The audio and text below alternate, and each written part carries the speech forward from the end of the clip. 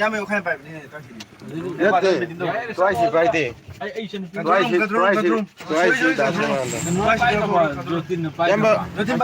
ꯖꯣꯇꯤꯟ ꯄꯥꯏꯗ꯭ꯔꯦ ꯌꯥꯝꯕ ꯃꯩ ꯊꯥꯟꯁꯤ ꯊꯥꯡꯒꯦ ꯑꯗꯨꯒ ꯃꯌꯥꯝ ꯀꯩꯅꯣꯝ ꯍꯥꯏꯒꯦ ꯍꯣꯏ ꯍꯥꯏꯕꯤꯌꯨ ꯑꯃꯃꯛꯀꯤ ꯅꯠꯇꯦ ꯂꯣꯏꯅꯃꯛ ꯅꯣꯔꯃꯦꯜ ꯑꯣꯏꯒꯅꯤ ꯇꯧꯕꯇꯕꯨ ꯍꯧꯖꯤꯛ ꯀꯃꯥꯟꯗꯒꯤ ꯃꯍꯨꯠ ꯁꯤꯜꯂꯒ ꯇꯣꯏꯁꯤ ꯑꯩꯅ ꯄꯥꯎ ꯐꯥꯎꯅꯔꯒ ꯂꯥꯛꯄꯅꯤꯅ ꯍꯣꯏ ꯌꯥꯝꯕ ꯑꯩꯒꯤ ꯏꯟꯁꯇ꯭ꯔꯛꯁꯟꯁꯨ ꯈꯤꯇꯪ ꯏꯟꯕꯤꯌꯨꯀꯣ ꯍꯣꯏ ꯍꯣꯏ ꯑꯗꯨ ꯏꯜꯂꯛꯇ꯭ꯔꯒꯗꯤ ꯑꯩꯗꯤ ꯋꯥꯔꯧꯔꯛꯀꯅꯤꯀꯣ ꯍꯣꯏ ꯌꯥꯝꯕ ꯅꯠꯇꯦ ꯑꯇꯩ ꯅꯠꯇꯦ ꯅꯪꯅꯦꯅ ꯀꯤꯔꯤꯁꯦ ꯏꯁꯥꯅꯦꯅ ꯀꯤꯖꯩ ꯁꯦꯟꯗꯟ ꯔꯤꯂꯦꯛꯁꯣ ꯁꯦꯟꯗꯟꯁꯤꯒ ꯀꯔꯤꯗꯣ ꯑꯩꯈꯣꯏ ꯍꯧꯖꯤꯛ ꯂꯧꯔꯦꯝꯕꯝ ꯅꯍꯥꯟꯒꯤ ꯑꯩꯈꯣꯏꯅ ꯆꯠꯄ ꯃꯐꯝꯗꯣ ꯑꯃꯨꯛ ꯏꯁꯤꯡꯁꯦ ꯑꯗꯨꯛꯀꯤ ꯃꯇꯤꯛ ꯍꯦꯟꯒꯠꯂꯛꯑꯦꯗꯅ ꯄꯥꯎ ꯂꯥꯛꯄꯗꯒꯤ ꯑꯃꯨꯛ ꯀꯩꯅꯣ ꯇꯧꯕ ꯆꯠꯂꯤ ꯖꯒꯥꯗ ꯌꯦꯡꯕ ꯑꯗꯨꯒ ꯌꯥꯝ ꯀꯟꯅ ꯀ꯭ꯔꯤꯇꯤꯀꯦꯜ ꯑꯣꯏꯔꯝ ꯇꯥꯔꯒꯗꯤ ꯑꯇꯩ ꯑꯇꯣꯞꯄꯁꯤꯡꯁꯨ ꯂꯣꯏꯅ ꯂꯥꯛꯀꯅꯤ ꯍꯧꯖꯤꯛꯀꯤ ꯑꯣꯏꯅ ꯑꯩꯈꯣꯏ ꯑꯍꯥꯟꯕ ꯀꯩꯅꯣꯅꯤ ꯐꯥꯔꯁ ꯇꯤꯝꯅꯤ ꯆꯠꯆꯔꯤꯁꯦ ꯁꯤꯒꯤ ꯇꯤꯝꯁꯦ ꯆꯠꯂ ꯃꯇꯨꯡꯗ ꯃꯊꯪ ꯀꯩꯅꯣ ꯇꯧꯔꯒ ꯑꯇꯩ ꯑꯃꯨꯛ ꯀꯧꯒꯗꯣꯏꯅꯦ ꯀ꯭ꯔꯤꯇꯤꯀꯦꯜ ꯑꯣꯏꯌꯦꯅ ꯍꯥꯏꯕꯗ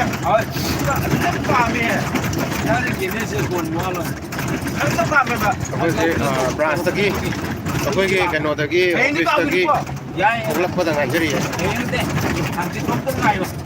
ꯂꯣꯏꯁꯜꯂꯛꯑꯅꯤ ꯏꯁꯤꯡ ꯏꯃꯥꯏꯁꯤꯁꯨ ꯑꯩꯈꯣꯏ ꯁꯣꯝ ꯅꯥꯀꯟꯒꯤ ꯍꯥꯏꯕ ꯇꯥꯔꯦ ꯌꯥꯏꯔꯤꯄꯣꯛ ꯁꯥꯔꯀꯜꯒꯤ ꯏꯁꯤꯡꯁꯦ ꯑꯗꯨꯛꯀꯤ ꯃꯇꯤꯛ ꯍꯦꯟꯒꯠꯂꯛꯑꯦꯕꯀꯣ ꯍꯧꯖꯤꯛꯁꯦ ꯑꯗꯒꯤ ꯃꯐꯧ ꯗꯥꯝ ꯃꯌꯥꯝꯁꯨ ꯈꯪꯕꯤꯔꯝꯒꯅꯤ ꯃꯣꯏꯔꯥꯡ ꯇꯨꯔꯦꯜꯗ ꯂꯩꯕ ꯃꯐꯧ ꯗꯥꯝꯁꯦ ꯍꯧꯖꯤꯛꯁꯦ ꯃꯥꯒꯤ ꯗꯥꯝꯒꯤ ꯒꯦꯠꯁꯦ ꯍꯥꯡꯗꯣꯛꯄ ꯍꯧꯔꯦ ꯏꯁꯤꯡꯁꯦ ꯆꯥꯎꯃꯟꯗꯅ ꯀꯥꯏꯔꯛꯀꯗꯕꯒꯤ ꯎꯕꯗꯒꯤ ꯑꯗꯨ ꯏꯁꯤꯡꯗꯣ ꯆꯥꯎꯈꯠꯂꯛꯑꯃꯤꯅ ꯀꯩꯅꯣ ꯇꯧꯔꯛꯏꯅꯤ ꯂꯣꯔꯥꯃꯤꯅ ꯁꯣꯝꯗ ꯏꯁꯤꯡ ꯆꯥꯎꯈꯠꯂꯛꯏꯅꯦꯕ ꯑꯗꯨꯅꯅꯦ ꯇꯧꯅꯔꯤꯁꯦ ꯑꯩ ꯁꯤꯌꯔ ꯑꯝꯇꯪ ꯇꯧꯖꯒꯦ ꯐꯤꯕꯝꯁꯦ ꯂꯨꯁꯜꯂꯛꯑꯦ ꯍꯥꯏꯕ ꯇꯥꯔꯦ ꯑꯩꯈꯣꯏꯒꯤ ꯁꯤꯒꯤ ꯂꯝꯕꯤꯁꯤꯒꯤ ꯃꯝꯗꯤ ꯃꯝꯃꯦ ꯅꯥꯀꯟꯁꯤꯗ ꯂꯩꯔꯤꯁꯦ ꯑꯁꯤꯁꯦ ꯈꯣꯡ ꯑꯃ ꯂꯩ ꯍꯥꯏꯗꯤ ꯇꯨꯔꯦꯟ ꯑꯣꯏ ꯀꯔꯤ ꯑꯣꯏ ꯇꯧꯕ ꯑꯃ ꯂꯩ ꯁꯤꯒꯤꯁꯤꯁꯨ ꯏꯁꯤꯡꯁꯦ ꯑꯗꯨꯛꯀꯤ ꯃꯇꯤꯛ ꯆꯥꯎꯕ ꯍꯦꯟꯒꯠꯂꯛꯑꯦ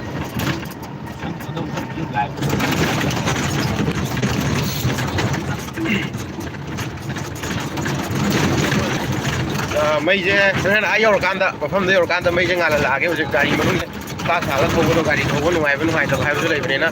ꯅꯨꯡꯉꯥꯏꯇ꯭ꯔꯦ ꯑꯗꯨꯅ ꯍꯧꯖꯤꯛ ꯑꯩꯈꯣꯏꯅ ꯆꯠꯆꯔꯤꯁꯦ ꯃꯃꯥꯡꯒꯤ ꯂꯥꯏꯚ ꯌꯦꯡꯕꯤꯕ ꯌꯥꯎꯕꯤꯔꯒꯗꯤ ꯃꯃꯥꯡꯒꯤꯗ ꯑꯩꯈꯣꯏꯅ ꯂꯧꯔꯦꯝꯕꯝ ꯑꯃ ꯑꯩꯈꯣꯏ ꯆꯤꯡꯗꯒꯤ ꯒꯥꯔꯤ ꯖꯦꯁꯤꯕꯤꯒ ꯀꯣꯠꯂꯒ ꯇꯧꯈꯤꯕ ꯃꯐꯝꯗꯣ ꯑꯗꯨꯗꯨꯒꯤ ꯃꯐꯝꯗꯨꯗ ꯑꯃꯨꯛꯀ ꯆꯠꯆꯕꯅꯦ ꯑꯗꯨꯒꯤ ꯃꯐꯝꯗꯣ ꯏꯁꯤꯡꯁꯦ ꯅꯍꯥꯟ ꯑꯩꯈꯣꯏꯅ ꯇꯧꯔꯝꯕ ꯊꯤꯡꯉꯝꯕ ꯃꯐꯝꯗꯨꯗꯒꯤ ꯑꯃꯨꯛꯀ ꯍꯦꯟꯅ ꯍꯦꯟꯒꯠꯂꯛꯑꯦ ꯍꯥꯏꯕꯒꯤ ꯀꯩꯅꯣꯁꯦ ꯂꯥꯛꯄꯗꯒꯤ ꯑꯩꯈꯣꯏꯅ ꯂꯝꯕꯤꯗꯨꯗ ꯆꯠꯄ ꯂꯝꯕꯤ ꯁꯣꯔꯣꯛ ꯋꯥꯡꯃ ꯂꯥꯟꯗꯕ ꯏꯁꯤꯡꯗꯣ ꯍꯧꯖꯤꯛꯁꯦ ꯃꯣꯏꯒꯤ ꯇꯨꯔꯦꯟ ꯃꯆꯥꯗꯣ ꯈꯜꯂꯛꯑꯀꯥꯟꯗ ꯁꯣꯔꯣꯛ ꯂꯥꯟꯊꯣꯔꯛꯑꯦꯕꯀꯣ ꯏꯁꯤꯡꯁꯦ ꯑꯗꯨꯅ ꯁꯣꯔꯣꯛ ꯂꯥꯟꯊꯣꯔꯛꯑꯦꯅ ꯇꯧꯕꯗꯒꯤ ꯑꯩꯈꯣꯏꯁꯦ ꯍꯧꯖꯤꯛ ꯆꯠꯂꯤꯁꯦ ꯐꯥꯔꯁ ꯇꯤꯝꯅꯦ ꯑꯔꯥꯝꯕꯥꯏ ꯇꯦꯡꯀꯣꯜ ꯌꯨꯅꯤꯠ 2ꯒꯤ ꯐꯥꯔꯁ ꯏꯁꯀ꯭ꯋꯥꯗꯅꯦ ꯁꯤꯒꯤ ꯃꯐꯝ ꯑꯩꯈꯣꯏ ꯖꯒꯥꯁꯦ ꯌꯧꯔ ꯃꯇꯨꯡꯗ ꯃꯐꯝꯁꯦ ꯈꯤꯇꯪ ꯃꯥꯒꯤ ꯀꯟꯗꯤꯁꯟꯁꯦ ꯌꯦꯡꯉ ꯃꯇꯨꯡꯗ ꯑꯩꯈꯣꯏꯒꯤ ꯑꯇꯣꯞꯄ ꯇꯤꯝ ꯂꯥꯛꯄ ꯌꯥꯔꯤꯕ꯭ꯔꯥ ꯌꯥꯗ꯭ꯔꯤꯕ꯭ꯔꯥ ꯍꯥꯏꯕꯅꯆꯤꯡꯕ ꯄꯥꯎ ꯄꯤꯅꯔꯒ ꯑꯩꯈꯣꯏ ꯃꯐꯝꯗꯨꯗ ꯆꯪꯖꯅꯕꯒꯤ ꯃꯌꯥꯝꯅꯁꯨ ꯑꯩꯈꯣꯏꯒꯤ ꯀꯩꯅꯣ ꯇꯧꯔꯒ ꯑꯉꯝꯕ ꯍꯥꯏꯕꯗꯤ ꯏꯁꯤꯡꯁꯦ ꯊꯣꯛꯇꯅꯕꯒꯤ ꯀꯩꯅꯣ ꯇꯧꯗꯅꯕꯒꯤ ꯂꯥꯏ ꯈꯨꯔꯝꯕꯤꯌꯨ ꯏꯁꯤꯡꯁꯦ ꯐꯖꯅ ꯍꯦꯟꯒꯠꯂꯦꯅꯦ ꯁꯤꯁꯦ ꯃꯣꯏꯅ ꯗꯥꯝꯗꯣ ꯊꯤꯡꯀꯠꯂꯛꯑꯕꯅꯤꯅ ꯗꯥꯝꯗꯣ ꯊꯤꯡꯀꯠꯂꯕꯅꯤ나 이신게 손 막하는데 로이드 싸우래요. 이신 아시지 담도 하완 우리 담데 아까 예티가 드려야잖아. 손에 씻는 노래 막 그런 거 봐. 아두가 자기 이신제 아이디 아두가 스다디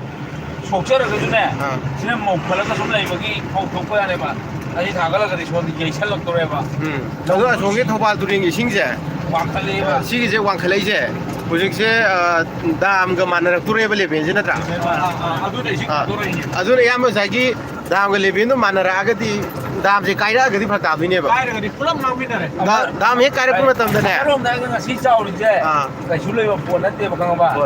ꯃꯐꯧ ꯗꯥꯝꯗ ꯃꯤ ꯃꯌꯥꯝ ꯁꯤꯈꯤꯕꯗꯒꯤ ꯏꯁꯤꯡ ꯊꯥꯗꯣꯛꯑ ꯇꯧꯈꯤꯕꯗꯣ ꯑꯗꯨ ꯃꯤ ꯁꯤꯔꯝꯗ꯭ꯔꯕ 이싱 ꯊꯥꯗꯣꯛꯑꯝꯗ꯭ꯔꯕ ꯍꯦꯟꯅ ꯑꯔꯨꯕ ꯐꯤꯕꯝꯗꯅꯦꯕ ꯂꯩꯗꯣꯏꯅꯦ ꯍꯧꯖꯤꯛꯇꯤ ꯂꯦꯚꯦꯜꯗꯣ ꯀꯩꯁꯨ ꯑꯗꯨꯕꯨ ꯍꯧꯖꯤꯛꯇꯤ 이싱ꯒꯤ ꯗꯥꯝꯁꯦ ꯑꯩ ꯀꯩꯅꯣꯝ ꯍꯥꯏꯖꯒꯦꯕ ꯗꯥꯝ ꯊꯥꯗꯣꯛꯇ꯭ꯔꯒꯗꯤ ꯑꯩꯈꯣꯏ ꯍꯧꯖꯤꯛ ꯂꯧꯁꯤꯗ ꯄꯥꯜꯂꯤꯕ ꯈꯣꯠꯂꯤ ꯃꯌꯥꯝꯁꯦ ꯉꯜꯂꯤꯉꯩ ꯃꯇꯝꯗ ꯑꯩꯈꯣꯏꯒꯤ ꯏꯁꯤꯡ ꯆꯠꯄ ꯍꯥꯏꯕꯁꯦ 이싱ꯒꯤ 이름 ꯊꯤꯕ ꯌꯥꯏꯑꯕ ꯏꯁꯤꯡꯒꯤ 이름 ꯊꯤꯗ꯭ꯔꯕ ꯀꯅꯥꯁꯨ ꯈꯪꯉꯣꯏ ꯃꯥꯅꯦ ꯃꯥꯅꯦ ꯑꯩ ꯍꯧꯖꯤꯛ ꯀꯣꯏꯔꯛꯄꯁꯦ ꯑꯩ ꯌꯥꯝ ꯁꯝꯅ ꯍꯥꯏꯒꯦ ꯑꯩꯈꯣꯏ ꯊꯣꯡꯒꯣꯡꯒꯤꯅꯤꯀꯣ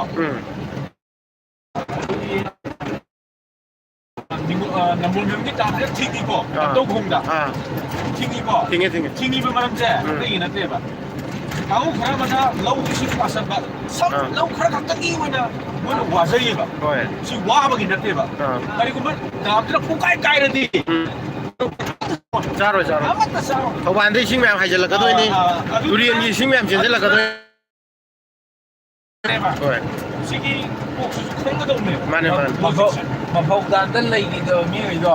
ꯑꯃꯔꯣꯝꯗ ꯍꯥꯏꯗꯤ ꯃꯣꯏꯅ ꯑꯐꯕ ꯑꯩꯈꯣꯏꯒꯤ ꯇꯨꯡꯒꯤ ꯈꯜꯂꯒ ꯃꯣꯏ ꯁꯣꯔꯒꯤ ꯈꯨꯌꯥ ꯇꯥꯔꯒ ꯀꯩꯅꯣꯅꯦꯗ ꯑꯌꯥꯝꯕ ꯑꯩꯈꯣꯏꯒꯤ ꯂꯥꯏ ꯂꯧꯕ ꯍꯥꯏꯗꯣ ꯁꯣꯅ ꯑꯩꯈꯣꯏꯒꯤ ꯑꯐꯕ ꯃꯤꯗꯤ ꯁꯦꯅꯥꯒꯤ ꯉꯟꯇꯥ ꯉꯝꯕꯅꯤꯗꯣ ꯋꯥꯔꯛꯀꯗꯣꯔꯦ ꯏꯁꯝ ꯁꯝꯅꯀꯣ ꯑꯩꯈꯣꯏꯒꯤ ꯂꯩꯔꯤꯕ ꯃꯌꯥꯝꯁꯦ ꯏꯆꯥ ꯏꯅꯥꯎ ꯃꯌꯥꯝꯁꯦ ꯋꯥꯔꯛꯀꯗꯣꯔꯦꯅ ꯂꯧꯁꯟꯕꯅꯦꯕ ꯂꯧꯁꯟꯈꯤꯕꯒꯤ ꯃꯇꯨꯡ ꯏꯟꯅ ꯗꯥꯝꯁꯦ ꯏꯁꯤꯡ ꯊꯥꯗꯣꯛꯈꯤꯕꯅꯦꯕ ꯗꯥꯝꯗꯣ ꯊꯥꯗꯣꯛꯄ ꯃꯇꯝꯗ ꯊꯥꯎꯒꯤ ꯀꯩꯅꯣ ꯆꯤꯡꯃꯤꯒꯤ ꯀꯌꯥꯅꯦꯕ ꯍꯣꯏ ꯃꯣꯏꯅ ꯀꯩꯅꯣ ꯃꯣꯏꯅ ꯀꯪꯊꯔꯒ ꯂꯩꯕꯩꯗꯣ ꯃꯥꯅꯦ ꯁꯒꯥꯏ ꯑꯃꯨꯛꯇꯅꯗꯤ ꯂꯩꯕ ꯆꯥꯎꯕ ꯃꯌꯥꯝ ꯑꯗꯨ ꯃꯣꯏ ꯑꯃ ꯑꯗꯨꯝ ꯂꯥꯏꯟ ꯂꯧꯔꯝꯗ꯭ꯔꯒꯗꯤ ꯏꯁꯤꯡꯗꯣ ꯑꯗꯨꯝ ꯄꯩꯈꯔ ꯊꯝꯃꯒꯗꯤ ꯆꯨꯔꯒ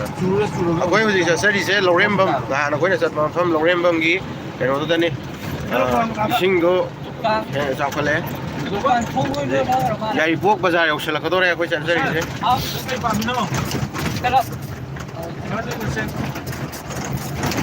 ꯌꯥꯏꯔꯤꯄꯣꯛ ꯕꯖꯥꯔ ꯌꯧꯁꯤꯜꯂꯛꯀꯗꯧꯔꯦ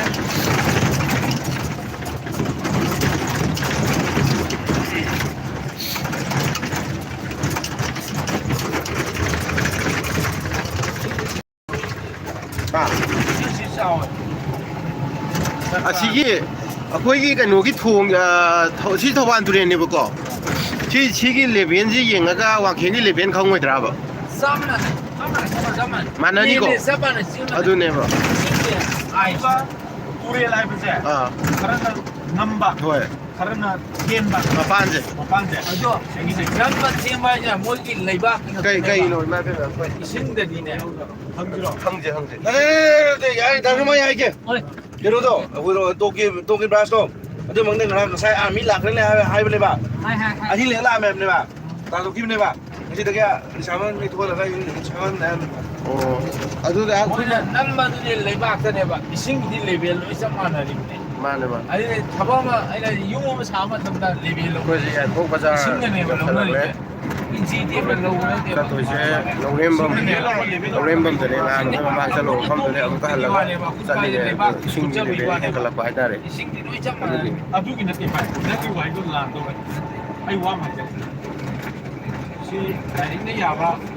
ꯑꯥꯏꯟꯒꯤ ꯋꯥꯔꯤꯅꯤ ꯄ꯭ꯔꯤꯊꯤꯕꯤꯁꯤꯅ ꯁꯃꯨꯗ꯭ꯔꯒꯤ ꯂꯩꯃꯥꯏꯗꯒꯤ ꯀꯌꯥꯝ ꯋꯥꯡꯉꯤ ꯑꯣꯜꯂꯤ ꯃꯌꯥꯝꯁꯦ 이승기 레벨다. 시 레벨ꯗꯒꯤ ꯂꯧꯋꯦ. Yes. 시ꯗꯅꯤ ꯋꯥꯇꯔ 레벨 ꯂꯧꯅꯔꯤꯁꯤ. ꯂꯧꯋꯦ ꯁꯨꯝ. ꯒ꯭ꯌꯥꯟ ꯇꯥꯏꯀꯣ? ꯍꯥꯏꯗꯤ ꯑꯩꯈꯣꯏꯒꯤ ꯉꯁꯥꯏ ꯗꯥ ꯁꯨꯃꯣꯅ ꯏꯌꯥꯝꯕ ꯑꯩꯈꯣꯏꯒꯤ ꯇꯨꯋꯥꯏꯁꯤꯅ ꯍꯥꯏꯕꯤꯔꯤꯁꯤꯅꯅꯦ ꯏꯁꯤꯡꯁꯦ ꯗꯥꯅ ꯏꯌꯥꯝꯕ ꯑꯩ ꯍꯥꯏꯁꯦ ꯂꯥꯜꯂ ꯁꯨꯝ ꯍꯥꯏꯕꯤꯔꯛꯑꯣꯀꯣ ꯏꯁꯤꯡꯁꯦ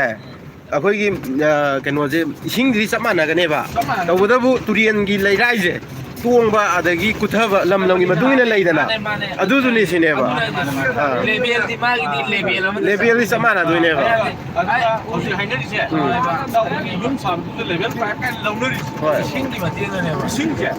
이신기는 마기 ꯀꯩꯅꯣꯒꯤ ꯗꯦꯟꯁꯤꯇꯤ ꯑꯝꯇ ꯌꯥꯎꯗꯦꯕ ꯗꯥꯏꯔꯦꯛ ꯄꯣꯔꯍꯣꯜ ꯑꯝꯇ ꯂꯩꯇꯦꯕ 이신기 ꯃꯔꯛꯇ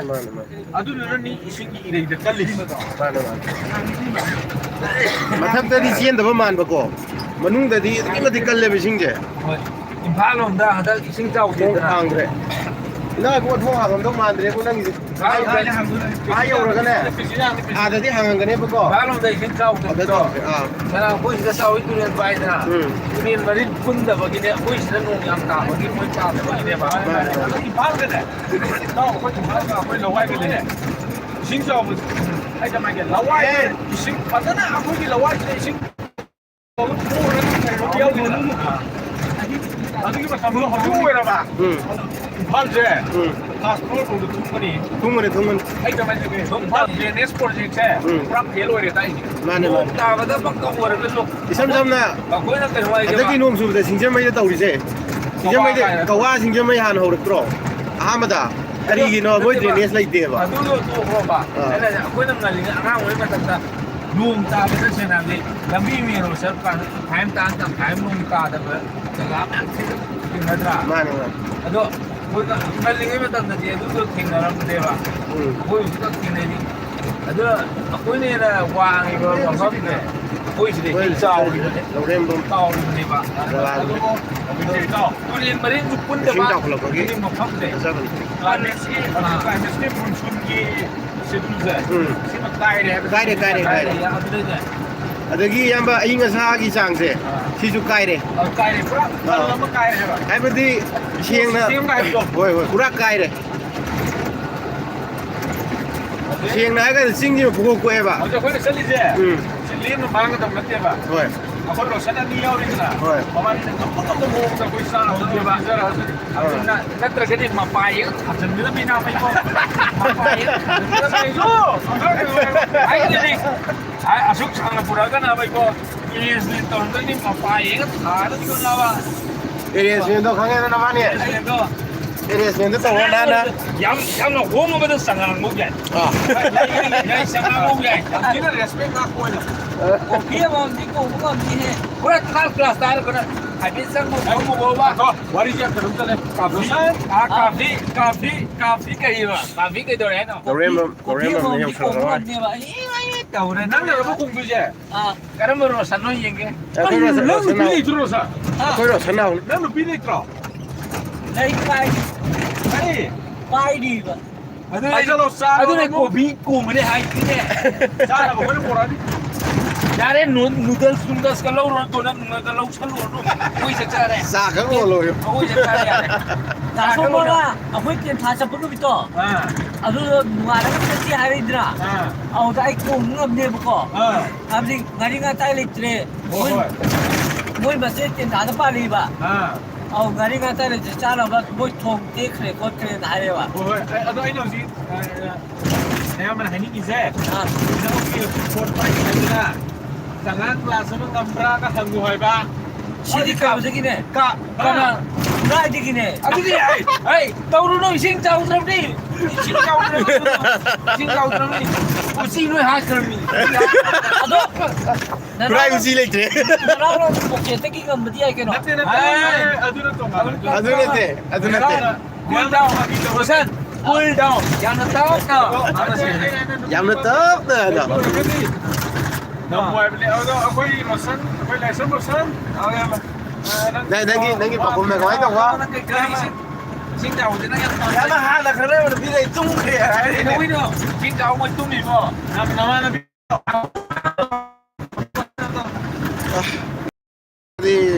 ꯃꯐꯝꯁꯦ ꯐꯖꯅ ꯎꯒꯗꯕꯅꯦ ꯑꯗꯣ ꯅꯨꯡꯗꯥꯡꯅꯤꯅ ꯖꯤꯞꯁꯤꯗ ꯆꯠꯂꯦ ꯉꯁꯤꯗꯤ 800 ꯑꯣꯏ ꯂꯩꯔꯝꯃꯦ ꯑꯗꯣ ꯉꯁꯤꯗꯤ ꯖꯤꯞꯁꯤꯗ ꯆꯠꯂꯦ ꯑꯩꯈꯣꯏ ꯖꯤꯞꯁꯤ ꯁꯦꯝꯃꯨꯔꯦ ꯖꯤꯞꯁꯤ ꯁꯦꯝꯃ ꯂꯣꯏꯔꯦ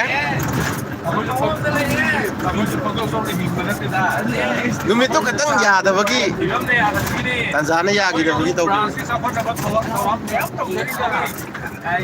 ꯁꯧꯒ꯭ꯔꯤ ꯊꯥꯕꯗ ꯆꯥꯎꯈꯠꯅꯕ ꯌꯥꯝ ꯇꯧꯖꯔꯤ ꯑꯩꯈꯣꯏ ꯎ ꯆꯥꯔ ꯅꯨꯡꯆꯥꯔ ꯂꯧꯔꯨꯗꯅ ꯊꯥꯕ ꯁꯪꯗꯕꯒꯤ ꯊꯥꯕ ꯁꯪꯗꯕꯒꯤ ꯑꯃ ꯑꯃꯨꯛ ꯒꯨꯜꯃꯣꯍꯣꯔ ꯄꯥꯝꯃꯤ ꯄꯥꯝꯕ꯭ꯔꯣ ꯒꯨꯜꯃꯣꯍꯣꯔ ꯄꯥꯝꯃꯤ ꯄꯥꯝꯕ꯭ꯔꯣ ꯂꯩꯍꯥꯎ ꯒꯨꯜꯃꯣꯍꯣꯔ ꯕ꯭ꯂꯨ ꯃꯆꯨꯗꯣ ꯑꯗꯨ ꯂꯩꯕ ꯑꯗꯨ ꯈꯪꯗꯦ ꯅꯠꯇꯦ ꯑꯉꯥꯡꯕꯅ ꯐꯖꯕꯅꯤ ꯕ꯭ꯂꯨꯗꯣ ꯁꯦꯠ ꯕ꯭ꯂꯨꯁꯦ ꯑꯩ ꯀꯣꯂꯔ ꯂꯩꯖꯩꯌꯦꯕ ꯅꯠꯇꯦ ꯑꯩ ꯀꯣꯂꯔ ꯂꯩꯖꯩ ꯍꯥꯏꯕꯗꯤ ꯌꯥꯝ ꯑꯃ ꯑꯁ ꯒꯦꯝ ꯁꯥꯟꯅꯔꯤ ꯃꯥꯜꯂꯤ ꯇꯧꯔꯤꯁꯦ ꯎꯗ ꯏꯉꯣ ꯎꯗꯅ ꯀꯩꯅꯣꯒ ꯀꯔꯤꯕ ꯎꯠꯄꯥꯗ ꯎꯁꯦ ꯆꯟꯗꯟꯀꯣ ꯑꯗꯨ ꯅꯠꯇꯕ ꯆꯥꯏꯅꯤꯁ ꯇꯤꯛ ꯕ꯭ꯂꯨ ꯃꯆꯨꯒꯤꯅꯦꯕ ꯑꯃꯨꯕ ꯑꯃ ꯕ꯭ꯂꯨꯅꯦꯕ ꯅꯣꯏ ꯍꯥꯏꯅꯩꯗꯤ ꯌꯨꯇꯨꯕꯇ ꯐꯪꯉꯕꯅꯦ اوكي ياما كان تاجي ياما توايش يس يس كويس تاشي ويا فزر كم هذا اللي كان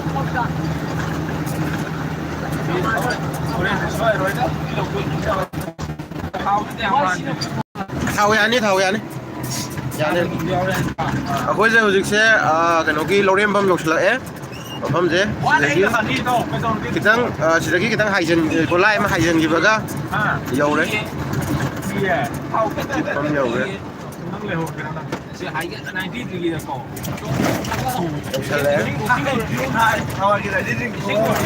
nate naiti di de ko ha kolai do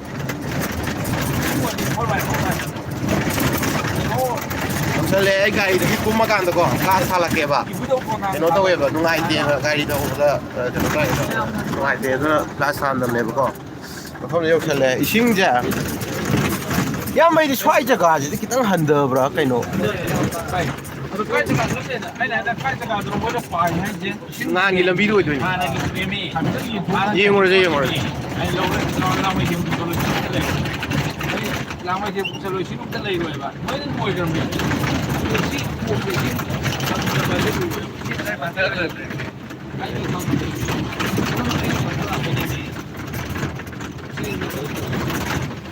xin không cái hiền mà hầu mà xì quá đi 제가 이제 신제 đầu tiên mà mày vô đầu tiên thêm mày mình xong rồi ai 상실래 양바 근데 숨나 간기자 싱한 여우더분이 수망 여우 그래부터 아시고라 내가 그래 제가 유면 두면 아시 수망 여우로 매 시시는데 비상이 신장이 우도 시드는데 아소음되네 게임 소포자 감 레이리야 초록 란버자 감 레이리 라임 당 코름 저 저 뭐 역시나 바가이 플라상자 게 뭐고 싱제 저 좀나 정신 없다 가 싱 정신 라 그래 매 저 거기 라 거기 리포트 마 통이나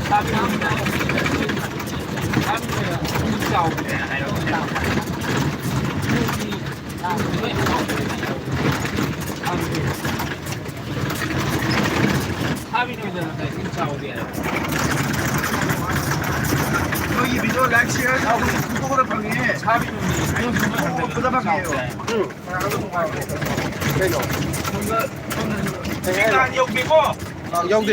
요래 지파래 또 가서 요래 야마도 지금 사게 리디고 실내리고 또 신 부자 싸우는 사비노기 싸우게 해봐 시드로 nga ko hajan mo do yama sidama le wali bra 그럼 딱 얘기해 봐. 신기 가지고 그는 이제 가만히 또 레벨즈 신기 레벨이 좀 졌어요. 도식시야. 어디지? 사이 민진디 게임 떠는데 보고 어디지? 또 정말 안 망쳐. 나 하나 걸 라면 먹고. 마네 호지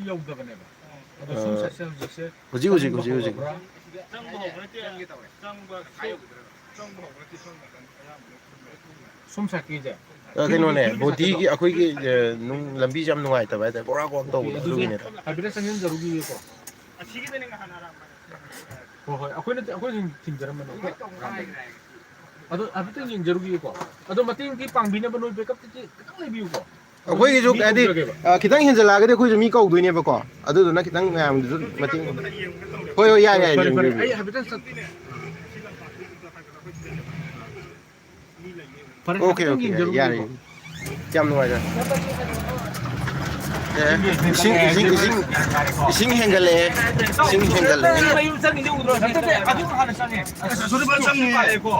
치바래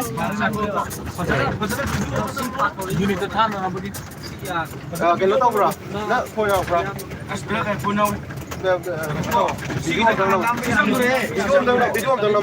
unit 거기 unit 그거 또 맞지 거기 라 시실은 비즈니스 하고 있는 거는 다 송사시는 사만 되는 그래 ꯆꯠꯄ ꯌꯥꯗ꯭ꯔꯦ 신나예 또 신나네 ꯌꯥꯝꯕ ꯁꯪꯕ ꯅꯠꯇꯤꯌꯦ ꯑꯁꯤꯗꯤ ꯀꯩꯅꯣꯅꯦ ꯉꯍꯥꯟꯒꯤ 그노네 뭐야 간기 그노네 ꯂꯝꯄꯥꯛꯀꯤ ꯀꯩꯅꯣꯗꯣ ꯃꯥꯜꯂꯦ ꯁꯤꯗꯤ 도결하게 ꯊꯧꯖꯟꯕꯤꯔꯣ ꯂꯝꯄꯥꯛꯀꯤ ꯈꯥꯕꯗꯣ ꯃꯥꯜꯂꯦꯕ 뭘 받는 게 야비 신이 빠져래 이싱 행갈래고 이싱 얌지 행갈래고 저 ꯑꯩꯈꯣꯏ ꯃꯤ 5 ꯆꯠꯂꯤꯕꯀꯣ ꯑꯗꯣ ꯑꯩꯈꯣꯏ ꯗꯨꯀꯥꯟꯗ ꯇꯥꯔꯦ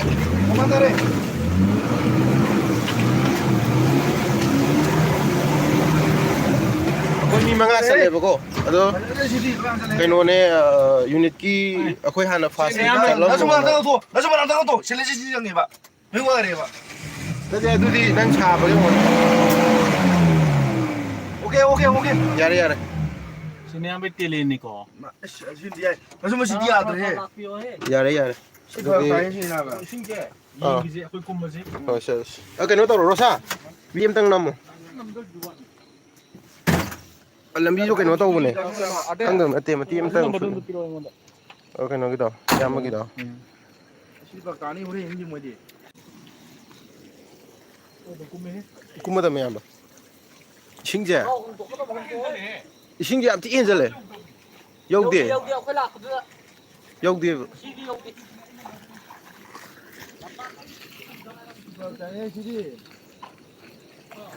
ꯑꯗꯣ ꯁꯤ ꯂꯝꯕꯤꯁꯦ ꯉꯍꯥꯟ ꯀꯩꯅꯣ ꯇꯧꯍꯧꯗꯕꯅꯦꯕ ꯑꯗꯣ ꯍꯧꯖꯤꯛ ꯏꯁꯤꯡ ꯍꯦꯟꯖꯜꯂ ꯂꯩꯔꯝꯃꯦ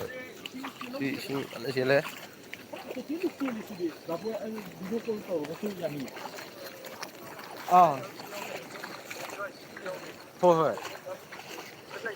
ꯍꯣꯏ ꯗꯥꯕꯣꯏ ꯑꯗꯩ ꯃꯣꯏꯒꯤ ꯄꯥꯎ ꯔꯤꯄꯣꯔꯠꯇꯨ ꯆꯠꯄꯤꯔꯦ ꯃꯣꯏꯒꯤ ꯈꯨꯟꯒꯤ ꯔꯤꯄꯣꯔꯠ ꯍꯣꯏ ꯗꯥꯕꯣꯏ ꯑꯗꯣ ꯅꯠꯇꯦ ꯗꯥꯕꯣꯏꯅ ꯉꯁꯥꯏ ꯁꯤꯒꯤꯁꯦ ꯀꯩꯅꯣ ꯏꯟꯐꯣꯔꯝ ꯑꯃ ꯇꯧꯕꯤꯌꯨ ꯍꯥꯏꯕ ꯑꯗꯣ ꯑꯩ ꯇꯧꯖꯔꯛꯏꯅꯦ ꯁꯤꯗꯤ ꯍꯥꯟꯅ ꯑꯩꯈꯣꯏꯅ ꯗꯥꯕꯣꯏꯅꯁꯨ ꯈꯪꯕꯤꯔꯝꯒꯅꯤ ꯑꯩꯈꯣꯏꯅ ꯂꯩꯕꯥꯛ ꯆꯤꯡꯖꯟꯕ ꯑꯩꯈꯣꯏ ꯊꯦꯂꯥ ꯇꯧꯔ ꯆꯤꯡꯖꯟꯕ ꯖꯒꯥꯗꯣ ꯑꯗꯨ ꯑꯩ ꯐꯣꯇꯣꯗ ꯀꯅꯥꯅꯣꯝꯇ ꯁꯦꯌꯔ ꯇꯧꯅꯦ ꯔꯣꯁꯟ ꯑꯝꯇ ꯇꯧ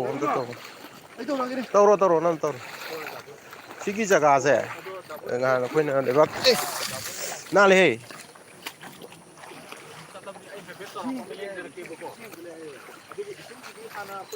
ꯂꯩꯕꯥꯛ ꯇꯧꯔꯝꯕ ꯖꯒꯥꯗꯨꯅꯦꯕ ꯃꯝꯗꯤ ꯃꯝꯃꯦ ꯐ꯭ꯂꯥꯁ ꯊꯥꯜꯂꯒꯁꯨ ꯇꯨꯅꯤ ꯑꯩꯈꯣꯏ ꯃꯦꯜꯂꯝꯕꯗꯨꯝ ꯄꯨꯔꯥ ꯀꯥꯏꯔꯦ ꯌꯥꯗ꯭ꯔꯦ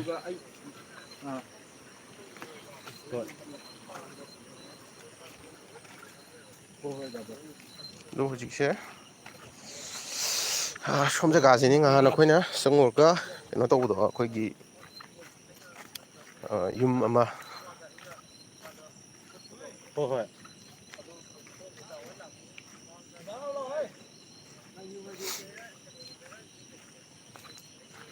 ꯃꯥꯅꯦ ꯂꯩꯉꯣꯏ ꯑꯩꯈꯣꯏ ꯑꯁ ꯅꯣꯡꯁꯨ ꯀꯟꯅ ꯈꯥꯏꯌꯦ ꯍꯧꯖꯤꯛꯁꯦ ꯅꯣꯡꯁꯨ ꯍꯟꯗꯦ ꯁꯅꯥꯎꯖꯤꯡ ꯍꯧꯖꯤꯛ ꯑꯩꯈꯣꯏꯅ ꯂꯩꯔꯤꯕ ꯀꯩꯅꯣꯁꯦ ꯃꯐꯝꯁꯦ ꯃꯁꯤꯁꯦ ꯃꯝꯗꯤ ꯃꯝꯃꯝꯅꯤꯅ ꯌꯥꯝ ꯐꯖꯅꯗꯤ ꯎꯗ꯭ꯔꯦ ꯅꯍꯥꯟ ꯑꯩꯈꯣꯏꯅ ꯆꯠꯂꯨꯕ ꯃꯇꯝꯗ ꯁꯤꯒꯤ ꯏꯁꯤꯡꯒꯤꯗꯣ ꯁꯤ ꯌꯦꯡꯕꯤꯌꯨ ꯈꯣꯡ ꯊꯨꯝꯗꯕꯅꯦꯕ ꯈꯣꯡ ꯊꯨꯝꯃꯦ ꯍꯧꯖꯤꯛ ꯏꯁꯤꯡ ꯐꯖꯅ ꯆꯦꯟꯁꯤꯜꯂꯦ ꯑꯗꯨꯒ ꯈꯨꯃꯟ ꯌꯨꯝꯗꯒꯤꯗꯤ ꯑꯃꯨꯛ ꯆꯤꯡꯈꯠꯂꯤꯅꯤ ꯑꯁꯤꯗꯩꯁꯦ ꯃꯤ ꯂꯦꯞꯄ ꯃꯥꯟꯗ꯭ꯔꯦ ꯌꯦꯡꯉꯨꯅꯦ ꯍꯣꯏ ꯔꯣꯁꯟ ꯃꯤ ꯂꯦꯞꯄ ꯃꯥꯟꯕꯅꯦ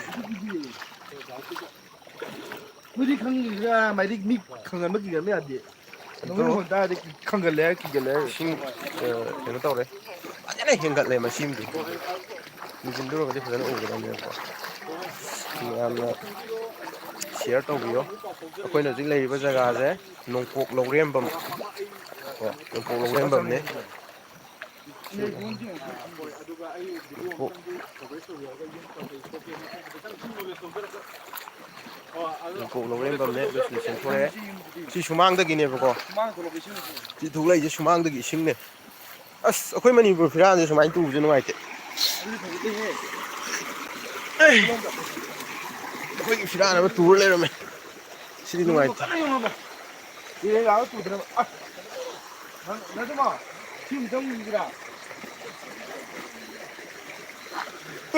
ꯑꯩꯈꯣꯏ ꯐꯤꯔꯥꯟ ꯇꯨ ꯂꯩꯔꯝꯕꯅ ꯐꯔꯦ ꯌꯨꯡꯉꯦ ꯑꯗꯣ ꯁꯤꯁꯦ ꯁꯤ ꯌꯨꯝꯈꯠꯆꯔꯦ ꯃꯅꯤꯄꯨꯔꯒꯤ ꯐꯤꯔꯥꯟ ꯇꯨꯔ ꯂꯩꯔꯝꯕꯗꯒꯤ ꯑꯗꯣ ꯍꯥꯎ ꯏꯌꯥꯝꯕ ꯁꯤꯒꯤ ꯌꯨꯝꯁꯦ ꯑꯥ ꯑꯩꯈꯣꯏ ꯄꯨꯟꯅ ꯆꯪꯉꯝꯃꯁꯤ ꯍꯧꯖꯤꯛꯁꯦ ꯁꯤꯒꯤ ꯖꯒꯥꯁꯦ ꯑꯩꯁ ꯁꯤꯗꯤ ꯂꯨꯕꯅꯤꯀꯣ ꯁꯤꯗꯤ ꯂꯨꯕꯅꯤ ꯁꯤꯗꯤ ꯐꯖꯅ ꯂꯨꯕꯅꯤ ꯍꯥꯡꯗꯤ Situ. Kano yore tu. Kuru ni ko yore. ꯆꯠꯂꯣ ꯑꯗꯨꯝ ꯆꯠꯂꯣ Kuru yore. Em sabi. Akoi jik lai je fast squad ne. Ado ising jina kadjala ko tu ina akoi power report pi gre. Ado. Khung tong am ju phadau ne hai gum da. ꯑꯩꯅ ꯍꯥꯏꯗꯣ ꯏꯁꯤꯡ ꯈ꯭ꯋꯥꯏ ꯆꯠꯄ ꯈ꯭ꯋꯥꯏ ꯅꯨꯡꯉꯥꯏꯕꯗꯤ ꯈꯣꯡꯎꯞ ꯇꯣꯡꯉꯣ ꯑꯩꯅ ꯂꯩꯔꯤꯕ ꯈꯣꯡꯎꯞ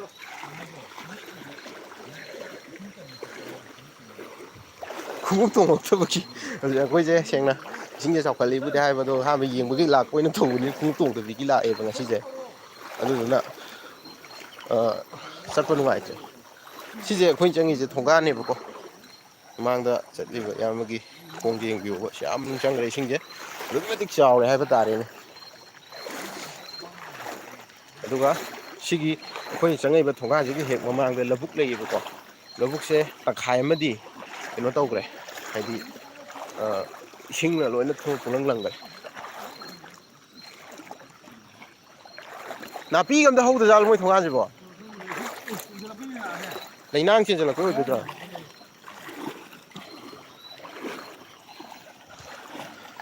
sini gi ji lai ri ba Longpok Lorem banggi ising gi phibam je khong ji di leikhom akhoi gi leingoi na chenjal lak podo adu gi ko khong gi phana thangam dre khung tunga amju phadau ni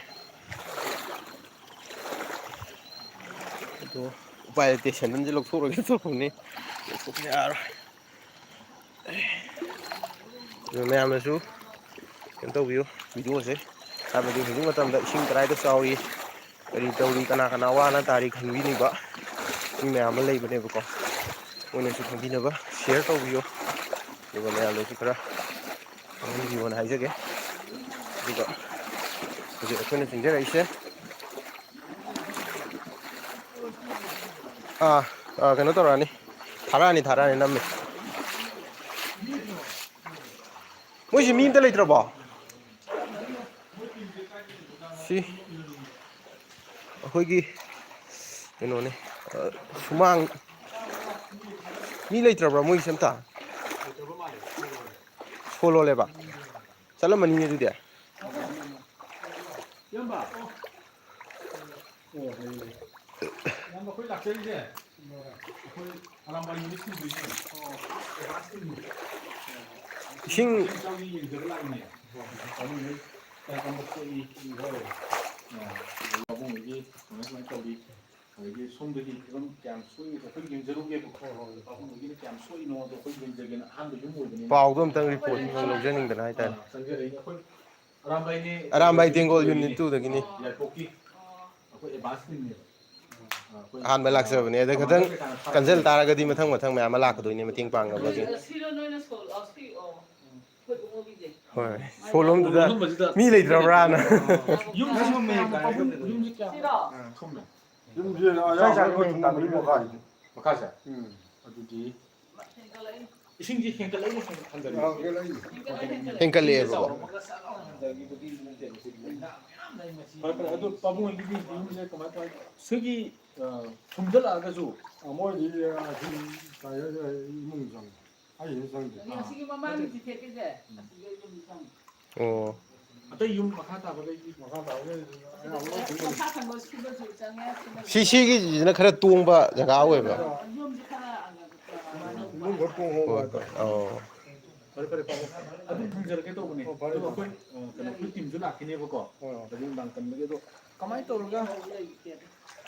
yam sokol jaga do hani yin jeru gi ge ma gi ada babung gi ju gangang nuai ta khotam le adum haibiro ko khoi du mating pang jage fare ada to ba tengi yung gi adum haibiro no mating pang jage ba tumong giro dra na pabung gi to pabung koi thong gi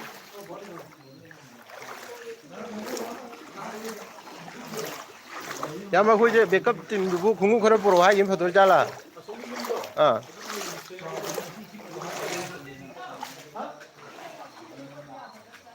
oh hoi khungu poro ha yim phator mali yam si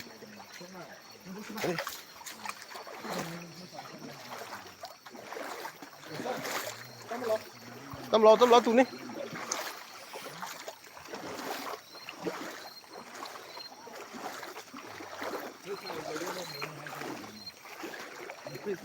ꯑꯁ ꯑꯗꯨꯒꯤ ꯂꯩꯉꯣꯏꯗꯨꯗꯤ ꯇꯧꯕꯤꯔꯣ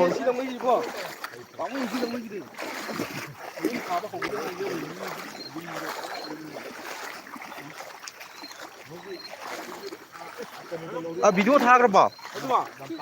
ꯅꯪ ꯑꯁꯤ ꯃꯅꯤꯡꯗꯣ ꯎꯗ꯭ꯔꯤꯕꯣ ꯎꯔꯦ ꯀꯜꯂꯤ ꯂꯥꯎꯁꯤꯗꯤꯀꯣ ꯑꯁꯤ ꯃꯅꯤꯡꯗꯣ ꯆꯪꯕ ꯉꯝꯃꯣꯏꯕ ꯀꯩꯅꯣ ꯇꯧꯔꯕꯣ ꯔꯣꯁꯥ ꯚꯤꯗꯤꯑꯣ ꯊꯥꯈ꯭ꯔꯕꯣ ꯊꯥꯈ꯭ꯔꯣ ꯅꯪ ꯅꯝꯕ ꯂꯣꯏꯔꯦ ꯊꯥꯈ꯭ꯔꯣ ꯚꯤꯗꯤꯑꯣꯗꯨꯅ ꯉꯥꯏꯔꯤꯖꯥꯗ ꯌꯨꯅꯤꯠꯇ ꯚꯤꯗꯤꯑꯣ ꯉꯥꯏꯔꯤꯅꯦ ꯁꯤꯅꯁꯨ ꯂꯩꯁꯦꯅ ꯊꯥꯔꯨꯒꯅꯨ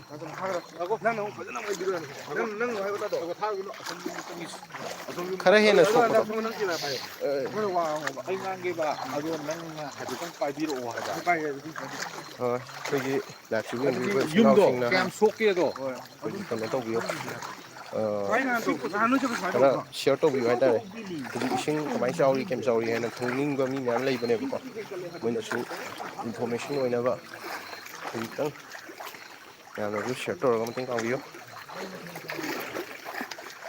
ꯍꯧꯖꯤꯛꯁꯦ ꯅꯣꯡ ꯃꯃꯤꯠ ꯈꯥꯛꯄꯁꯨ ꯂꯦꯞꯇ꯭ꯔꯤ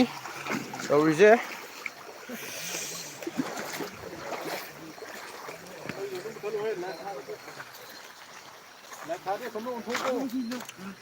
ꯑꯗꯨꯒꯤ ꯍꯧꯖꯤꯛꯁꯦ ꯃꯤ ꯌꯨꯝ ꯂꯩ ꯁꯣ ꯐꯖꯔꯝꯃꯅꯤ ꯑꯗꯨꯗꯤ ꯅꯠꯇꯦ ꯁꯣꯝꯒꯤꯁꯤꯅꯅꯦ ꯑꯃꯨꯛ ꯇꯣꯡꯈꯠꯄꯅꯦ ꯑꯁꯣꯝꯒꯤ ꯑꯃꯨꯛ ꯇꯣꯡꯈꯠꯄꯅꯦꯕ ꯁ꯭ꯋꯥꯏꯁꯦ ꯑꯃꯨꯛ ꯀꯨꯊꯩꯑꯦꯕ ꯁꯤꯗꯤ ꯐꯖꯅ ꯍꯥꯟꯅ ꯊꯨꯝꯃꯦ ꯑꯁꯤ ꯊꯨꯝꯃꯕꯅꯦ ꯑꯁꯤꯗꯤ ꯉꯍꯥꯟꯅ ꯀꯩꯅꯣ ꯄꯨꯊꯣꯛꯄꯤꯔꯣ ꯍꯥꯏꯍꯧꯔꯕꯅꯦ ꯄꯣꯠ ꯆꯩ ꯄꯨꯊꯣꯛꯄꯤꯔꯣꯅ ꯇꯨꯝꯈ꯭ꯔꯖꯥꯠꯂꯣ ꯇꯨꯝꯕꯗꯤ ꯌꯥꯔꯝꯃꯣꯏ ꯁꯤ ꯐꯤꯕꯝꯁꯤꯗꯗꯤ ꯁꯣꯝꯗ ꯂꯥꯛꯑꯣ ꯏꯔꯩꯗꯤꯅꯦ ꯐꯖꯅ ꯀꯜꯂꯦ ꯇꯨ ꯁꯤ ꯆꯦꯜꯂꯤꯕ ꯏꯁꯤꯡꯁꯤ ꯌꯦꯡꯉꯨ ꯁꯤ ꯁꯨꯃꯥꯡꯗ ꯊꯣꯛꯂꯛꯄ ꯏꯁꯤꯡꯅꯦꯕꯀꯣ ꯑꯩ ꯁꯣꯝꯒꯤ ꯑꯁ ꯏꯌꯥꯝꯕ ꯇꯨ ꯃꯣꯏ ꯁꯨꯃꯥꯡꯗꯗꯤ ꯆꯦꯟꯊꯣꯔꯛꯑꯦ ꯗꯥꯏꯔꯦꯛ ꯑꯣꯏꯅ ꯁꯤꯗꯤ ꯅꯍꯥꯟꯒꯤꯗꯣ ꯁꯨꯃꯥꯡꯒꯤ ꯑꯣꯏꯅ ꯗꯥꯏꯔꯦꯛ ꯆꯦꯟꯊꯣꯔꯛꯑꯦꯕ ꯁꯤꯗꯤ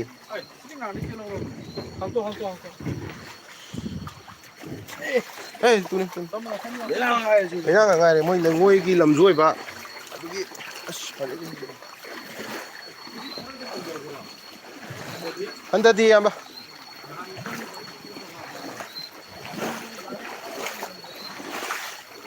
ꯍꯟꯊꯗꯦ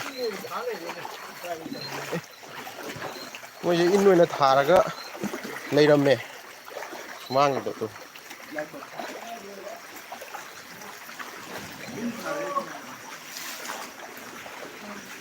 ꯀꯩꯅꯣꯗꯤ ꯈꯤꯇꯪꯗꯤ ꯍꯟꯊꯕꯗꯤ ꯃꯥꯜꯂꯤ ꯏꯌꯥꯝꯕ ꯍꯟꯊꯕꯗꯤ ꯃꯥꯜꯂꯤꯗ ꯅꯠꯇꯦ ꯁꯤꯒꯤ ꯖꯒꯥꯁꯤꯒꯤ ꯋꯥꯅꯤ ꯅꯍꯥꯟꯗꯤ ꯁꯤꯗ ꯃꯊꯛꯁꯦ ꯆꯦꯜꯍꯧꯕꯅꯦꯕ ꯉꯥꯕꯨ ꯐꯥꯔꯤꯕ꯭ꯔꯥ ꯃꯥꯡ ꯑꯣꯏꯅ ꯊꯥꯔꯦ ꯀꯩꯅꯣ ꯇꯧꯕꯗꯤ ꯃꯥꯜꯂꯦꯀꯣ ꯉꯍꯥꯟꯗꯤ ꯑꯁꯣꯝꯗꯅꯦ ꯑꯩꯈꯣꯏ ꯉꯁꯥꯏꯗꯩ ꯏꯁꯤꯠꯂꯤꯅꯦꯕ ꯍꯣꯏ ꯑꯁꯤꯗ ꯄꯟ ꯊꯤꯡꯉꯦꯕ ꯑꯩꯈꯣꯏꯅ ꯑꯗꯨꯗꯩꯗ ꯈꯤꯇꯪ ꯆꯪꯉꯛꯇ꯭ꯔꯦ ꯌꯥꯝꯅꯗꯤ ꯄꯟꯗꯣ ꯆꯪꯉꯛꯇ꯭ꯔꯦꯕ ꯌꯦꯡꯕ ꯍꯥꯏꯐꯦꯠ ꯌꯥꯒꯗ꯭ꯔꯥ ꯌꯥꯅꯤꯌꯦ ꯁꯤꯗ ꯌꯦꯅꯈꯥꯗ ꯌꯥꯝ ꯑꯣ ꯑꯗꯨꯅꯦ ꯑꯩꯅ ꯏꯁꯤꯡꯁꯦ ꯈꯤꯇꯪ ꯅꯍꯥꯟꯗꯤ ꯏꯃꯨꯡ ꯆꯪꯍꯧꯕꯗꯨꯗꯀꯣ ꯑꯗꯨ ꯆꯪꯕꯨꯗꯤ ꯆꯪꯉꯛꯏꯌꯦ ꯏꯁꯤꯡ ꯆꯪꯉꯛꯀꯅꯤ ꯑꯗꯣ ꯁꯤꯗꯒꯤ ꯏꯅꯦꯀꯣ ꯑꯩꯈꯣꯏꯅ ꯈꯪꯖꯅꯤꯡꯉꯤꯁꯦ ꯁꯤꯒꯤ ꯃꯈꯥ ꯇꯥꯕ ꯌꯨꯝꯈꯩꯁꯦ ꯆꯪꯕ ꯌꯥꯎꯔꯤꯕ꯭ꯔꯥ ꯆꯪꯕ ꯌꯥꯎꯔꯝꯗꯧ ꯃꯥꯜꯂꯦ ꯌꯥꯎꯔꯝꯗꯧ ꯃꯥꯜꯂꯦꯕ ꯍꯥꯏꯐꯦꯠꯇꯪ ꯌꯦꯡꯁꯤ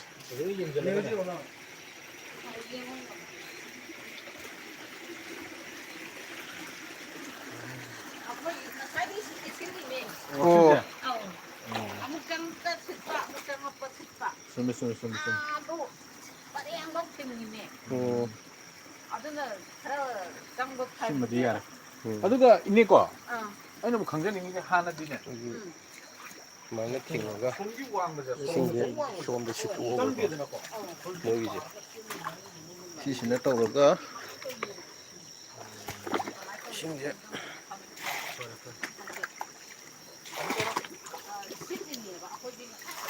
ꯏꯌꯥꯝꯕ ꯑꯣ ꯏꯌꯥꯝꯕ ꯁꯤꯁꯦ ꯍꯥꯏꯐꯦꯠꯇꯪ ꯁꯤꯠꯇꯣꯛꯄꯤꯔꯝꯒꯦ ꯐꯣꯟꯗꯣ ꯄꯥꯏꯕꯤꯈꯤꯕ꯭ꯔꯣ ꯍꯥꯏꯐꯦꯠꯇꯪ ꯖꯣꯝ ꯁꯤꯗꯣꯛꯄꯤꯔꯝꯃꯨ ꯑꯩꯈꯣꯏ ꯏꯅꯦ ꯑꯩꯈꯣꯏ ꯑꯔꯥꯝꯕꯥꯏꯅꯦ ꯑꯩꯈꯣꯏ ꯌꯥꯏꯔꯤꯄꯣꯛꯀꯤ ꯑꯔꯥꯝꯕꯥꯏꯅꯦ ꯑꯩꯈꯣꯏꯅ ꯑꯍꯥꯟꯕꯒꯤ ꯀꯅꯥ ꯀꯔꯤ ꯁꯣꯛꯏꯗꯣ 하비랑 살람 뭐거이 커맨더 호이 아들 레이디바 뭐 미팅 한번 떠우리 아루버기 아도 뭐 라키네바 아도 코이나 파우더 피로 콜온 하이버두더기 코이나 까나까나 뭐까 좀 소이게도 잉전 블라인 하이디 마이카 실람거네 누가도 좀 하이비오 아버지 너무 땡빵줘야겠고 파리엠복 핑네 파리엠복제 핑네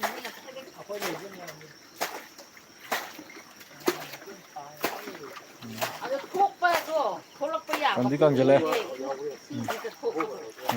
콜락빠도 끼게 호이 에 허주기 토우기노 야부 야라가디 임문들레 비로 아두가 에나 뭐 콜락 꼬르가나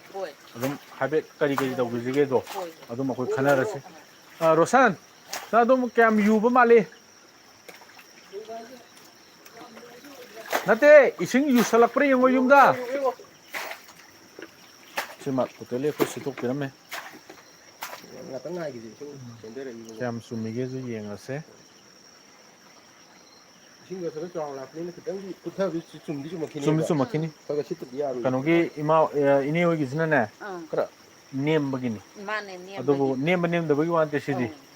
이싱 이사오 하지디 아솜메 까이 통데 ඛꯪ드리 아베당 영절로라가 아코이 엄당 ꯆꯠꯆꯒꯦꯅꯀꯣ ꯇꯧꯔꯤꯉꯩꯗꯣ ꯍꯦꯛ ꯅꯨꯡꯉꯥꯏꯇꯕ ꯂꯩꯔꯒꯗꯤ ꯑꯩꯈꯣꯏ ꯁ꯭ꯋꯥꯏꯗ ꯑꯗꯨꯝ ꯂꯩꯒꯅꯦꯕꯀꯣ ꯑꯗꯨꯝ ꯄꯥꯎ ꯑꯗꯨꯝ ꯐꯥꯎꯕꯤꯔꯣ ꯑꯩꯈꯣꯏ ꯌꯥꯏꯄꯣꯛ ꯌꯨꯅꯤꯠ 2ꯗꯒꯤꯅꯤ ꯌꯥꯏꯄꯣꯛꯀꯤ ꯑꯩꯈꯣꯏ ꯗꯥꯔꯣꯛꯀꯤ ꯀꯃꯥꯟꯗꯔꯒꯤ ꯃꯈꯥꯗ ꯑꯩꯈꯣꯏ ꯂꯥꯛꯆꯕꯅꯤ ꯐꯥꯁ ꯑꯦꯗꯚꯥꯟꯁ ꯇꯤꯝꯅꯤ ꯀꯩꯀꯩ ꯁꯣꯛꯏꯒꯦ ꯈꯣꯠꯂꯤꯒꯦꯗꯣ ꯑꯗꯨꯝꯇꯪ ꯌꯦꯡꯖꯧ ꯔꯣꯁꯟ ꯌꯦꯡꯒꯦ 시대 젠더 예 손다 ꯑꯝꯇ ꯆꯠꯂꯒ ꯌꯦꯡꯊꯣꯛꯁꯤꯕ ꯑꯗꯣꯝꯗ ꯍꯦꯟꯖꯜꯂꯦ ꯍꯥꯏꯔꯣ ꯂꯥꯛꯑꯣ ꯑꯁꯣꯝꯗ ꯑꯩꯈꯣꯏ ꯏꯅꯥꯎ ꯑꯃ ꯌꯦꯡꯉꯦ ꯑꯗꯨꯒ ꯃꯥꯏ ꯑꯁꯣꯝꯗ ꯍꯦꯟꯖꯜꯂꯛꯑꯦ ꯍꯥꯏꯕ ꯄꯣꯠꯁꯦ ꯀꯔꯝꯕꯅꯣ ꯌꯦꯡꯉꯦ ꯃꯣꯏ ꯄꯟ ꯀꯟꯅ ꯊꯤꯡꯗꯅ ꯌꯨꯝꯗ ꯆꯪꯗꯅꯕꯗꯤ ꯍꯣꯠꯅꯖꯔꯤ ꯁꯦ ꯌꯨꯝꯗ ꯀꯟꯅ ꯑꯩꯈꯣꯏ ꯀꯩꯅꯣꯅꯦ ꯑꯩꯈꯣꯏ ꯃꯤ 5 ꯈꯛꯇꯪ ꯁꯨꯝ ꯆꯠꯄꯅꯤ ꯑꯩꯈꯣꯏ 5ꯗꯪ ꯆꯠꯄꯅꯤ ꯈꯨꯃꯟ ꯄꯥꯈꯪ ꯑꯩꯈꯣꯏ ꯃꯤ 5ꯗꯪꯅꯤ ꯏꯁꯤꯡꯁꯦ ꯁꯣꯝ ꯅꯠꯇꯦ ꯄꯟ ꯊꯤꯡꯖꯟꯈ꯭ꯔꯃꯤꯅ ꯁꯣꯝꯗ ꯆꯦꯜꯂꯛꯑꯃꯤꯅ ꯀꯦꯅꯦꯜ ꯂꯣꯝꯗ ꯆꯠ ꯑꯗꯨꯗꯤ ꯑꯁ ꯏꯃꯥ ꯀꯩꯅꯣ ꯇꯧꯔꯤꯁꯤꯕꯣ ꯑꯣꯍꯣ ꯑꯅꯦꯝꯕ ꯖꯒꯥ ꯊꯤꯔꯛꯄꯅꯤꯅꯦ ꯏꯁꯤꯡꯅ ꯌꯨꯝꯗꯤ ꯁꯤꯃꯗꯤ ꯅꯣꯔꯃꯦꯜ ꯑꯣꯏꯔꯅꯤ ꯈꯪꯉꯦ ꯍꯥꯏꯕꯗꯤꯀꯣ ꯃꯌꯥꯝ ꯌꯦꯡꯕꯤꯌꯨꯀꯣ ꯁꯤꯒꯤ ꯄꯣꯠꯁꯤꯅ ꯏꯁꯤꯡ ꯆꯦꯜꯂꯛꯏꯁꯦ ꯊꯩꯔꯛꯑꯒ ꯌꯨꯝꯁꯦ ꯄꯨꯔꯥ ꯊꯩꯔꯛꯑꯕꯅꯤꯀோ ꯊꯩꯔꯛꯑ ꯃꯇꯨꯡꯗ ꯆꯦꯜꯂꯛꯏꯕ ꯄꯣꯠꯁꯤ나 sida yena khara chen yena khara cheliba pose yumda haijalaga chelagadi khara kano danger oibe yare na haige tawbane ado tu somda drelomda sendarise sendarise si bandi shape oire si ya laiba yam phare sigi tu koira chel leire si koire tu si yumdi asopan di simdi nangdre adubu hoi akupa jaga gi sumanga chenjalakpa adu mangaire pura yumam di thumdre masima ising di iregi adu gi mati kalli habidi sidi yengbiro mayam yengbiro to ising di adu gi mati kalli si yena khani ko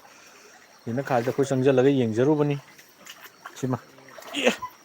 puthar si tare mai kanin tawrujibo si lui sini tu si yena khada sen gre masima yam thina sep oire si laibak yam phar sima phar ini hoi gidi waningai oidre habadi sidagi hajaleije ini ona sida thingamina isingje nemdare habi are ini hoi sajidi to si loi si laga yena kharam chen gre ba imung yogdre masima yam phare si hokdra dieba mane hajandoini mane fare ini adu khoi mathang to sasarugi ke si yani चलो चलो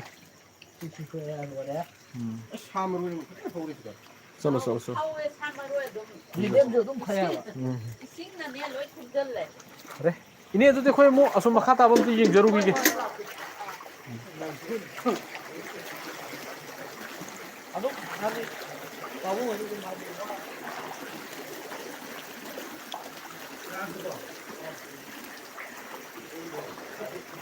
रोसा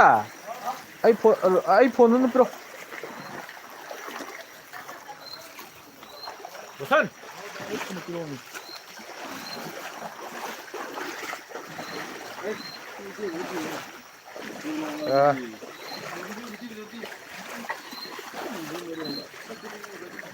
FBꯗꯁꯨ ꯊꯥꯔꯛꯑꯅꯤ FBꯗ ꯑꯩꯈꯣꯏꯒꯤ ꯔꯣꯁꯟ ꯀꯩꯅꯣꯗꯒꯤ ꯔꯣꯁꯟ ꯀꯣꯟꯊꯧꯖꯝꯗ FBꯗ ꯊꯥꯕꯅꯦ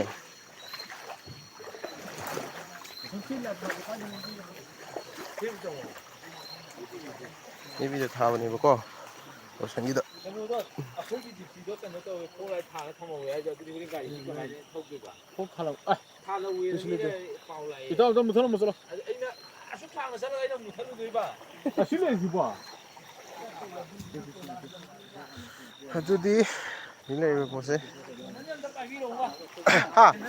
ꯂꯪꯉꯣ ꯂꯪꯉꯣ ꯀꯗꯥꯏꯗ ꯁꯦꯟꯗꯟꯕꯣ ꯌꯥꯏꯌꯦ ꯅꯠꯇꯦ ꯅꯪ ꯐꯣꯛꯇꯨ ꯃꯨꯊꯠꯂꯝꯃꯣ ꯇꯥꯕ꯭ꯔꯣ ꯏꯇꯥꯎ ꯅꯪ ꯐꯣꯛꯇꯨ ꯃꯨꯊꯠꯂꯝꯃꯣ ꯑꯗꯨꯅ ꯀꯗꯥꯏꯗꯅꯣ ꯆꯠꯇꯣꯏꯁꯦ ꯁꯤ ꯌꯨꯝ ꯑꯝꯇ ꯌꯦꯡꯉꯝꯒꯦ ꯃꯁꯥꯁꯨ ꯀꯤꯔꯕ ꯀꯩꯅꯣꯝ ꯇꯧꯔꯦ ꯃꯑꯣꯡ ꯑꯃꯗ ꯂꯩꯔꯦ ꯃꯁꯥꯁꯦ ꯅꯤꯄꯥꯜ ꯑꯝꯇ ꯊꯣꯛꯈꯤꯁꯤ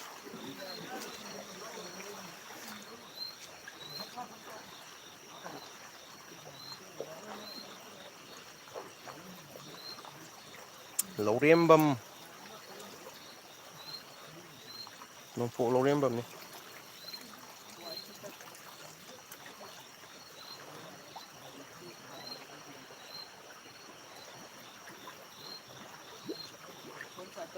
ꯑꯗꯣ ꯀꯩꯅꯣꯁꯦ ꯂꯥꯏꯚꯁꯦ ꯀꯩꯅꯣ ꯇꯧꯖꯔꯛꯑꯒꯦ FBꯗ ꯑꯣꯏꯅ ꯊꯥꯖꯔꯛꯑꯒꯦ ꯑꯗꯨꯒ FBꯗ ꯑꯣꯏꯅ ꯌꯦꯡꯕꯤꯔꯣ ꯂꯣꯏꯁꯤꯟꯖꯔꯒꯦ